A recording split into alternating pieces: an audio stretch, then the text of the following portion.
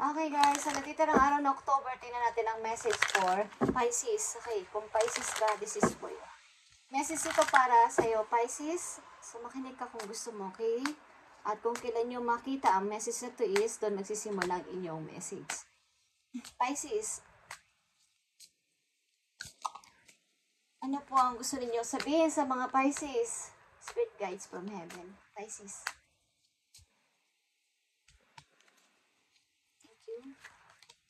Hey Pisces, nakikita mo ang 000. Guidance. Okay? You have full support of the divine. Pisces, the guidance you are seeking is here in your life, is moving in the right direction. This is the start of a new beginning, where one cycle and a new begins. Okay. So, mayroon kayong ginagawa ngayon na bago sa inyong buhay, Pisces. Maaaring nag-i-start kayo sa inyong new journey. At ito yung gusto mo mangyari noon pa. Kaya lang, nahirapan kayo sa mga inyong nakaraan na taon. Okay? So, maaaring may nangyaring miracle sa inyong buhay. Mayroon kayong na-feel na ito na yon, ito yung tamang timing na baguhin ko na yung dati kong mga routine, okay? Baguhin ko na yung kumbaga bagong place, bagong trabaho, bagong mga tao sa paligid. Parang nag-end na rin yung mga old cycle. Binigyan nyo na ng ending at nag-i-start na ang inyong new cycle. New beginning. Okay, sa mga Pisces, nafe-feel mo ang support ng yung mga guidance na naka-surround sa'yo, naka-palibot sa'yo, okay? Na hinihingan mo ng, pag nagpipray kayo kay Lord palagi, okay? Sa ilan sa inyo, sa Pisces, is, hinihiling kayo ng bagong cycle sa buhay. Maaaring tinupad na ni God ang inyong hiniling. Okay? Start ng new beginning, Pisces.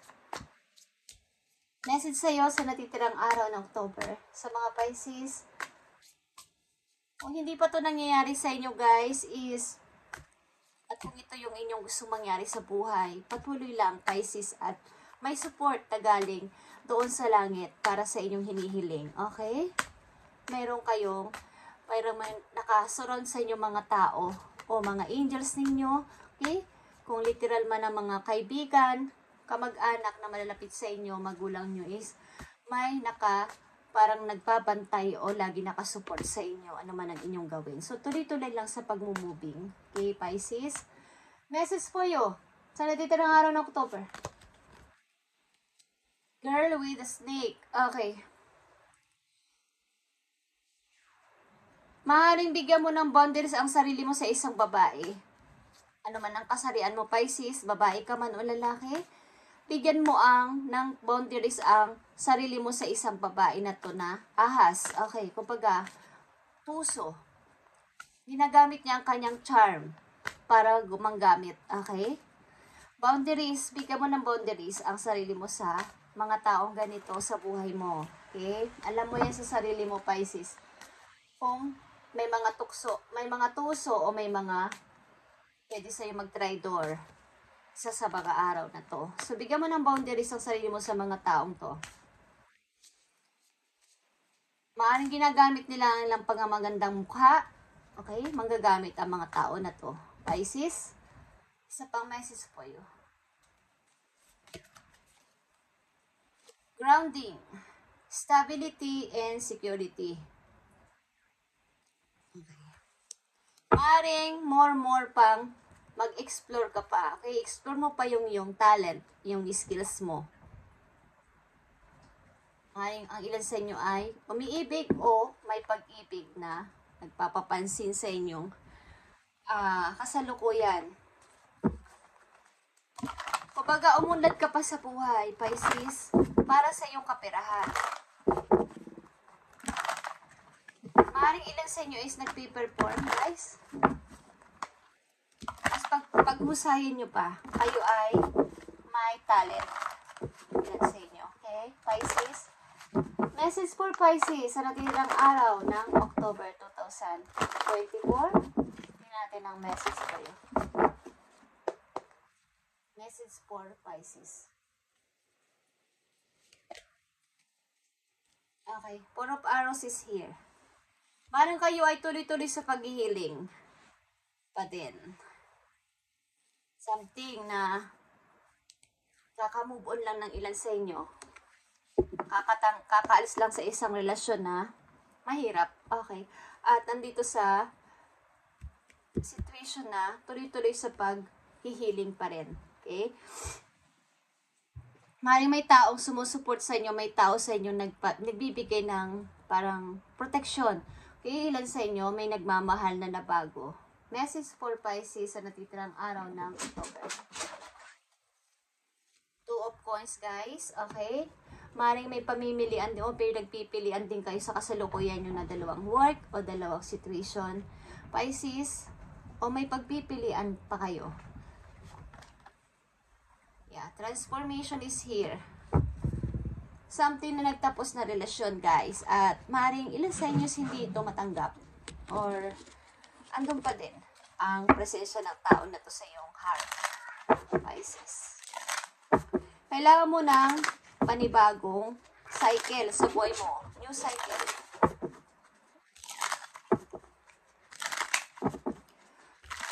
Bigyan mo ng boundaries ang sarili mo sa mga pwedeng manakit sa iyo, Pisces. Okay? Message for Pisces sa Four of Swords. Mga nag-i-start pa lang kayo sa pag-healing, guys. Okay? Four of Swords. Two of Coins and transformation. Kailangan dito talaga ng pagbabago, guys. Kailangan may let go at tuloy-tuloy. Maring hindi mo to matanggap-tanggap pa rin hanggang ngayon. Ten of Pentacles is here, guys. Okay, mga paparating na mga mensahe for you. Four of Pentacles. About sa inyo ang kapirahan nito. And Ace of Wands. Mga bagong opportunity na paparating sa buhay ninyo, guys. At maaaring ihanda nyo ang sarili nyo kung tatanggapin nyo o hindi. Sapagkat ang inyong money maybe ay datis, meron kayong ipon na malaki pa at bigla na lang bumaba. Bigla na lang nag-down ang inyong kita o ang inyong parang income. Okay, so kailangan nyo tumanggap o mag-isip ng bagong parang mga pagkakakitaan, katulad ng grounding. Okay, ipahinga nyo ang inyong isipan, Pisces, at maliwanagan. Maaring nalalain kayo sa pagpiperform ang ilan sa inyo. Okay, tingnan pa natin ang mga paparating na message for Pisces. Three of Swords, talagang ilan sa iyo dito ay nasasaktan pa din until now. Paano man yan, guys? Nasasaktan pa din kayo. But nandito ang 0-0, Five of Cups, mga panghihinayang at Two of Cups. Okay. Nadidiling kayo sa tao na inyong tinuturing na soulmate, Pisces. Gusto ninyo ang person na to na parang natapos ang relasyon nyo sa tao na to, but mahal nyo pa din. Okay, kailangan dito i-end mo na ang cycle na to at mag-start ka ng bago. Okay? New beginnings o new begins. Maaaring may nagmamahal na sa inyo sa kasalukuyan, but ang inyong mind ay nandun pa din sa taong inyong minahal. Message for Pisces. Message for Pisces. Parang ilan sa inyo ay maasa pa din na magbabalik ang tao na to. Message for Pisces. Kanilang kasalukuyan papunta sa future. Maring ilan sa inyo walang ipon sa kasalukuyan. Kaya kailangan ninyong mag-grounding. Makapag-isip-isip pa para paano pa ba ako lalago sa money? Paano ba tataas ulit ang aking ipon? Okay. Message sa parating sa mga Pisces. The Moon. Sinusundan kayo ng parang mga sekreto galing sa nakaraan. Okay? Mga sekreto guys sa nakaraan na mga hindi nyo sinasabi kahit kanino o kahit sa inyong naging kasintahan o wala kayong pagsasabihan. Parang emosyon nyo kasi ay hindi nyo rin alam kung how nyo tong i-reveal. Okay, Pisces. Tingnan pa natin ang mga message for Pisces.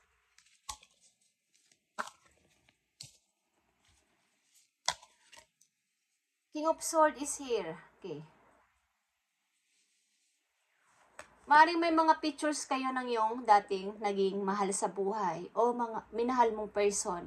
But kailangan mong maging practical na sa inyong kasalukuyan. Okay? Kung may mga pictures man kayo na ito ay memories ninyo sa nakaraan is pwede naman yung tingnan or tinitingnan ninyo at ginagawa nyo na ng itong memories o parang memorable kasi ito sa inyo. So, hindi nyo naman maitapon-tapon ang mga pictures na to.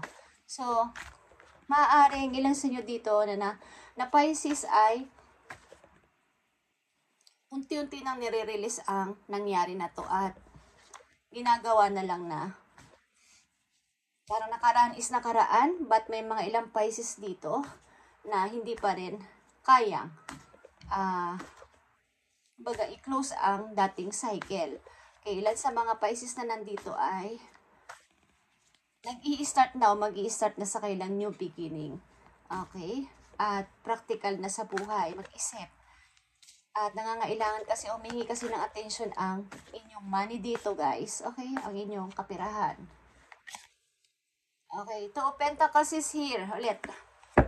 May dalawa ditong Two of Pentacles. Maaaring pamimili sa trabaho ito, guys. May mag-o-offer ba sa inyo na dalawang trabaho dito o may pinagpipilian kayong trabaho na pagmumulan kasi ito guys ng inyong money o ng inyong ikakaunlad again, pag-ipon again ng pera ng Pisces. So wag nyo na itong palagpasin. Okay. Message for Pisces sa natitirang araw ng October. Ibigay mo ang tamang message sa mga Pisces sa natitirang araw ng October. Wondrous Universe, walk in the beauty. Okay, kayo siguro ay sumasali sa mga kaya nandito pa din ang performance. Ang ilang Pisces na nandito ay nakaline kayo sa pag-perform o sa mga beauty pageant. Okay. Maaaring kayo ay nangangarap kayo maging isang Miss Universe. Okay? O ilan na sa inyo ay Miss Universe. Okay? Ilan sa mga naging Miss Universe ay sign of Pisces. Maybe? Okay, just saying. Okay. Maaaring dapat yung makita na ang mundo ay napakaganda. Okay? Isa din to na message sa inyo. Na ang universe ay napakaganda. Kailangan kong i-enjoy ang buhay ko. Okay? Kailangan kong i-enjoy ko ang travel ko dito sa mundo. So, kung ano man ang naranasan nyo ngayon o mga pagtatapos na relasyon dito, guys, is kailangan nyo ng pasimula. Sinusupport kayo ng inyong mga divine guidance. Kung nahanap mo ang pagbabago, hinahanap ka din ng pagbabago, Pisces. Okay? So, it's moving in the right direction. Kung ano man ang nilalandas mo na ngayon ay nasa right direction ka. Huwag ka mag-alala. Okay? Nasa tama kang direction. Message for Pisces, kung kayo ay nasa pag-ibig na.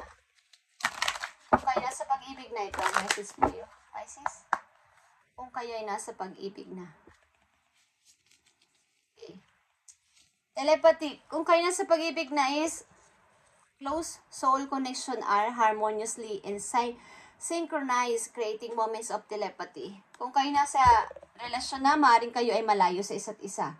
At hindi magkasama sa bahay, pero nagkikita kayo sa panaginip. Or hinihiling nyo na sana ay magkita kayo sa panaginip palagi. Okay?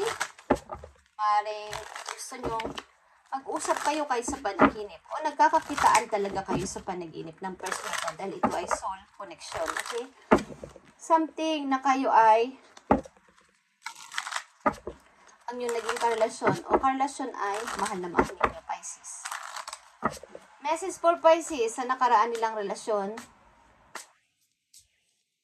Anong gusto mo sabihin sa mga Pisces sa nakaraan nilang relasyon? So, maging aware lang kayo sa isang babaeng tuso, okay? Na ginagamit ang kanyang beauty at manggagamit ang person na to. Ano man ang inyong kasarian, guys? Babae man to o lalaki, but ito ay girl with a snake. Mayroon siyang balak sa inyo. May balak sa inyong minamahal. Pisces. Okay, so mag-ingat kayo sa inyong mga nakakasalamuha, kaibigan na pinagkakatiwalaan. Okay, lalo na kung kayo ay may boyfriend. Ingatan ninyo ang inyong boyfriend, guys. Just saying, okay? O asawa. Tingnan natin, Pisces. Message sa inyo. Nakaraan ninyong pag-ibig. Be optimistic. Okay. So, kayo ay single, mga Pisces na nandito. Keep in mind that you create your reality. You can attract love with a negative. You can't attract love with a negative mindset. Kung kayo ay kaka-broke pa lang, guys, so kaka-hiwalay pa lang sa relasyon at negative ang inyong mindset na, tapos gusto nyo magkaroon ng pag-ibig, hindi kayo makaka-attract ng pag-ibig. Kung ang mindset ninyo ay, baka manloko lang ang person na to. Okay? Baka lokohin ako ng person na to. Baka hindi yan totoo. Okay, so, be optimistic, guys. Kung kayo naghahanap ng pag-ibig after nyong magkaroon ng hiwalayan sa inyong dating karelasyon. At, bago kayo umibig, guys, is mag-healing muna. Pahilumin nyo muna ang sugat sa inyong puso bago kayo umibig ulit. Because paulit-ulit lang yan. Okay? Hanggat hindi nyo pa nare-release o naghihilom ang sugat niya sa puso ninyo at iibig kayo kaagad, hindi pa kayo magiging okay sa inyong relasyon. Okay? Kailangan nyo muna magpahinga at kumbaga, hinihiling din kasi ngayon ng inyong mayroong humihingi ng attention ng inyong money. Okay? Sa ilang Pisces na nandito. Kailangan nyo muna magkapag-isip-isip at maaring may trabaho ditong dapat kayong piliin. Okay? May dalawa ditong two of coins na lumabas sa inyong reading. So, kailangan ng humihingi ng attention ng inyong pagkakakitaan. So, this time, kailangan ninyo siguro maging practical sa decision at ang mga memories na to ay gawin nyo na lang memories muna at isang tabi at asikasuhin muna ang pagpapalago sa money. Okay? Thank you and God bless. Pisces, at sana ay magkaroon kayo ng kaliwanagan at kumuha ng konting idea dito sa inyong message sa pagtatapos ng October 2024. Okay? Be grounding. Okay, Pisces? At mag-isip-isip para sa inyong money. Okay? Thank you and God bless.